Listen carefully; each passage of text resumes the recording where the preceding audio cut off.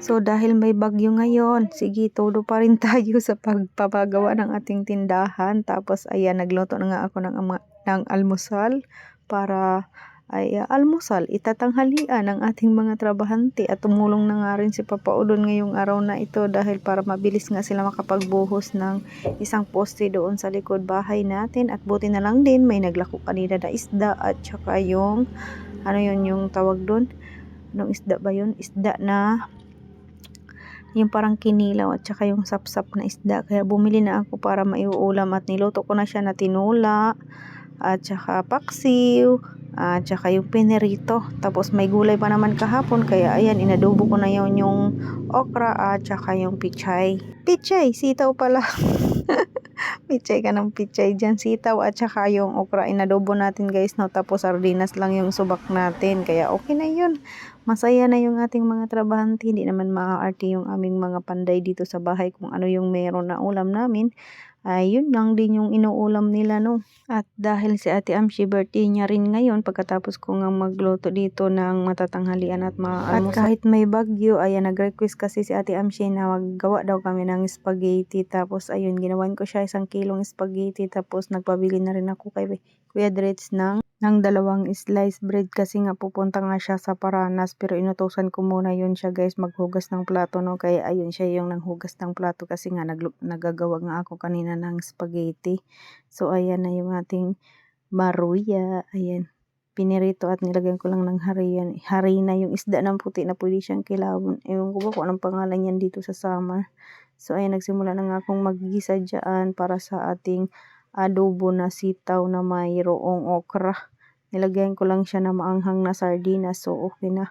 Ox na yung ating ulam ngayon at wala talaga akong maisip, no? So ito na lang yung aking naisip na mauulam. At dahil nga napakamahal na isda ngayon dahil is may bagyo, 'di ba? Kaya ayan, buti na lang talaga naisipan ko na bumili kanina. Unang naglako ng isda dito sa amin ay bumili agad ako, halagang 300 pesos guys, no? Kasi yung sapsap na isda is 150, tapos yung tawag naman dyan, yung isang isda na pinirito ko is 150 din, kaya 300 lahat.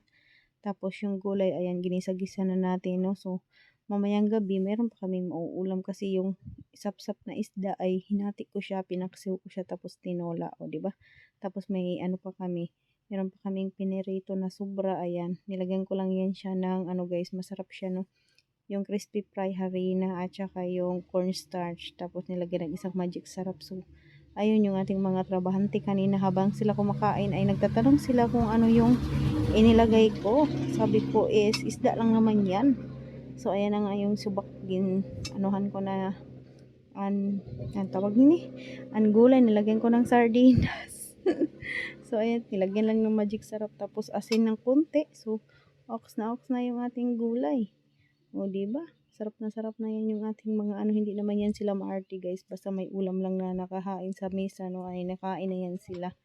Ayan, kasi minsan tinatanong din namin yung aming mga panday dito sa bahay kung halimbawa is ayaw nila ng ulam, hindi naman sila nagreklamo dahil sabi nila ay hindi naman daw sila maarte, o diba? Kaya napaka-bless natin sa ating mga trabahante dito sa bahay, kung ano lang yung mauulam namin, kahit paksiw lang yan o ano, nakain lang din sila. So ayan, ako nga ay nag-edit na ngayon dahil is baka mamaya ay mag-brown out na dito sa amin at hindi nga ako magkapag-upload dahil kanina ay nag-brown out na nang lumakas yung hangin. Pero bumalik naman agad yung kuryente. Medyo okay pa dito sa amin, no? Wala pa siyang masyadong hangin pero madilim na yung kapaligiran. Kahit alas 3 pa lang, alas 3:30 pa lang ay madilim na yung kalangitan. So ito na yung kanilang bubuhusan na poste dito sa likod bahay. Ano siya guys, yung parang nasa gilid talaga siya ng sapa, no? Kailangan ng poste dahil kulang daw na poste kasi mahaba kasi yung pader dito, kaya kailangan na lagyan ng isang poste. Tapos dito sa naman sa baba ay si Ate Dromy naglalaba kasi nga ako nga yung nakatoka sa pagluluto, si Ate Dromy naman nakatoka sa paglalaba. Si Ate Amshi naman siya yung nagbabantay ng tindahan dahil si Papa Udon nga ay tumutulong nga doon sa paggawa ng bagong poste doon sa may sapa. At saka si Kuya Dritz naman ay tulog pa dyan, hindi pa nagigising, no? Kaya ayun, utosan ko yun siya yung maghuhugas ng plato kasi napakadaming hugasin na plato doon sa likod bahay. At inutusan ko rin yan siya, nagising pa lang siya dyan. Siya yung kumuha ng malunggay na iyan dahil sa ating tinula na isda. Kailangan may tinula na isda, may paksiw, o di ba? Kahit magbagyo pa mamaya ay meron na tayong mauulam at hindi na nga ako mag-iisip kung ano yung mauulam natin. So ayan, hapon na dyan. Tapos na si Kuya Dritz manghugas ng plato. Siya yung naghuhugas. At ako naman naghihiwa-hiwa na dito sa ating gagawing spaghetti.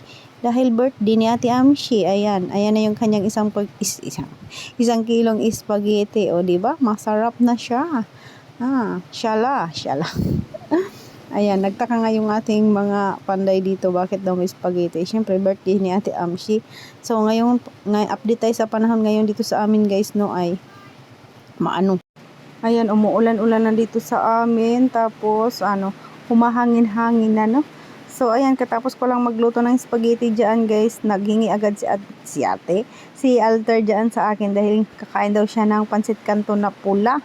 At nagpaano pa talaga siya ng ilaw, nagpabukas pa talaga siya ng ilaw na yung parang disco light, no? Kasi nga nilipat nga ni Alberto yung disco light namin dito kasi nga nagagawa nga sila doon sa baba ng mga poste. Tapos baka kasi mabasa yun dyan yung mga ilaw doon sa baba, kaya tinanggal niya muna, no, at nilipat niya muna dito sa sala. At ayan nga, halatang naman nasarapan talaga si Alter. So ayan na nga guys, at nandito na nga ako sa labas at nagbidyo na nga dito sa labas ng aming bahay. At ayan, naghalo na nga sila papaudon dyan para matapos agad pagbuhos sa isang poste doon sa likod bahay.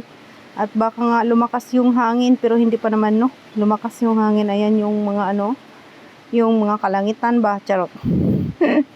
So ayan, magmamasa pa sila ng isang sakong semento para nga pangbuhos doon sa likod bahay natin. So ayan, buti na lang talaga ay tumulong si Papa Udon.